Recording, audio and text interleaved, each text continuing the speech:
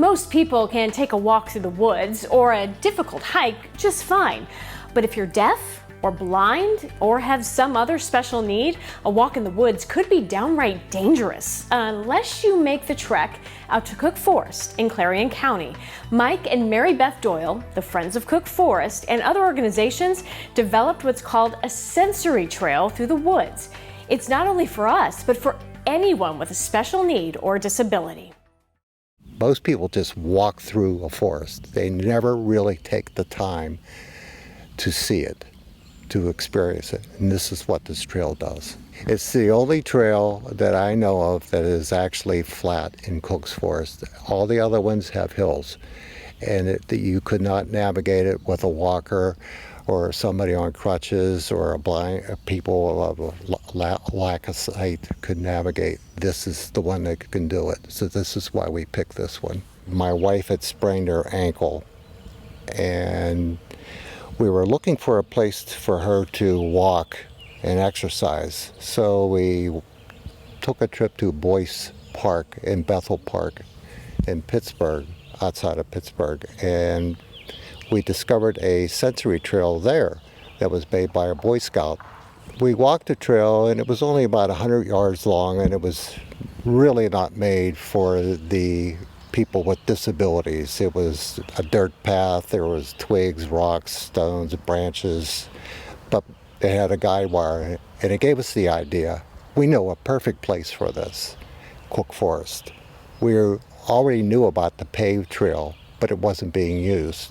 It was covered with moss. It was slippery.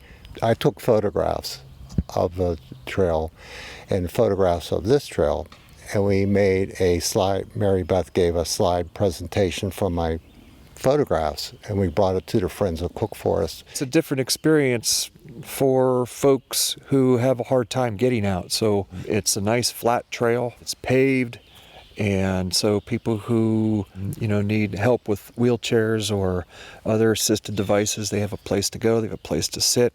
They don't have to worry about steep hills, which is a lot of Cook Forest State Park on a trail system. The guided wayfinding rope along the edge helps folks, to stay on the trail. They're try to eliminate as many of the tripping hazards as possible. So it's a nice area that's lightly used in the park that we're getting more use out of. And I think it's nice because we can give folks a different experience for those who just can't get out and walk the trails. It's about 400 yards long, entire loop, but it's the first paved sensory trail, I believe, of its kind in the state park, certainly in the state park system.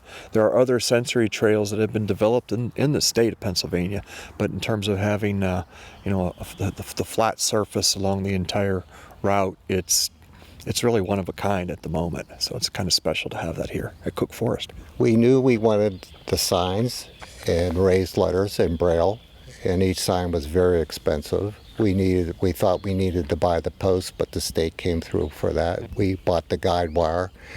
So we knew that we needed to fundraise, probably around $15,000 at least to do this.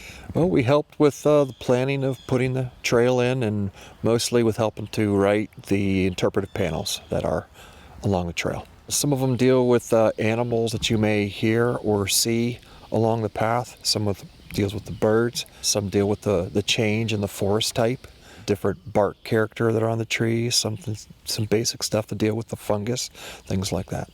Well, I think it helps to describe things in a way that most of us who have vision may take for granted. So we try to stress things that they can feel, that they can touch, that they can hear, that they can smell, whereas it's not just straight seeing everything. Now there's signs here that, you are looking for stuff, but we try to stress to use more of the senses than just sight when folks are along this trail. If you are someone who needs this kind of trail, it's going to really allow you to enjoy and get into the woods and nature and allow you to come down from your day or life and allow you to really be at peace and at one with the woods. Actually, it's for everybody who wants to come, but it's actually designed for people with disabilities, with the line, the guide wire for the blind, for people with autism that they can feel, walk through, hold the wire, feel safe, secure. People in wheelchairs, people with walkers, elderly who have a hard time maybe navigating. It's safe. We keep it clean. My family keeps it clean. Every time we come up, we'll keep the side, I blow it off without any obstacles. We keep the line clean, the signs clean, so we're not going to abandon this trail. Just to bring the forest to the people, to everyone, especially people with disabilities. That was our goal. For the Doyles, this trail is very personal for them. Their granddaughter is blind. Hear her story and her thoughts on the sensory trail after the break.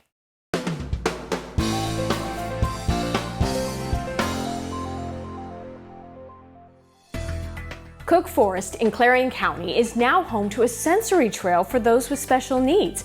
The developer's granddaughter is blind herself.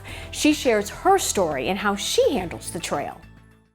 It's special because I know that I was a part of that. I know I was an inspiration, and I am so blessed to have grandparents that care so much. For a long time after I was blind, I just sat at home in my room. I felt like I couldn't do anything.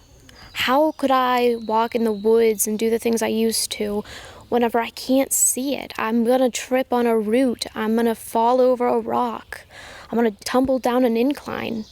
But with this trail, it's smooth walking. It's paved. I can hold on to a guide wire, but I can still hear and smell and feel better because I'm in nature. So I can feel the sun on my face, I can hear the birds, I can smell the wood. When I was 13, I had vision in my left eye, none in my right. Unfortunately, there was a loss of pressure in my left eye. The pressures in my eye went down to 0 when the average is supposed to be 20. So I lost the vision in that eye. It was really hard for the years after that to get used to not having any vision whatsoever. I missed colors, I missed experiencing nature. And that's why I love this trail so much, because I can do those things again, and it kind of brightens up my world. There is a guide wire, so I can hang on to that and find where the signs are. The signs have braille on them, so I don't have to worry about, missing anything. I know exactly what those signs say because I can read them in braille. They share interesting facts about nature, about the trees, about the birds. I love learning about the birds. I like to just close my eyes and listen to the birds. Sometimes you'll hear a woodpecker or a wood thrush. Some really beautiful birds are back here. Good for Mandy and everyone else who can now enjoy the woods. And we are done. We hope you enjoyed this episode of Kaleidoscope. Keep up to date with Kaleidoscope on our website or join the others who have liked our Facebook page. And as I always say, for a different view of our region, look at life through our kaleidoscope. We'll see you next weekend, everyone.